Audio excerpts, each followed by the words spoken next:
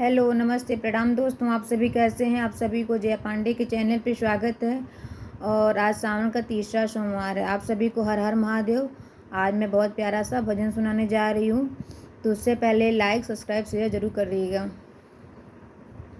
भोले बाबा ने डमरू बजाया, गौरा मैया को ब्याहन आया। भोले बाबा ने डमरू बजाया, गौरा मैया को ब्याहन आया। भोले बाबा ने डमरू बजाया, गौरा मैया को ब्याहन आया।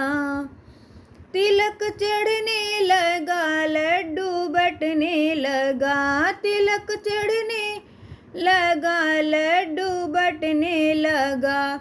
घर घर में संदेश भिजवाया, घर घर में संदेश भिजवाया। गौरा मैया को ब्याहन आया। भोले बाबा ने डमरू बजाया, गौरा मैया को ब्याहन आया। भोले बाबा ने डमरू बजाया, गौरा मैया को ब्याहन